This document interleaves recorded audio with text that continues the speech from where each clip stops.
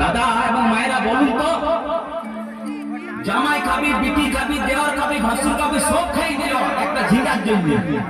তো মায়েরা কেউ বলতে পারবেন কোন গাইকে বাকি রইল? বলুন তো মায়েরা। ও তুই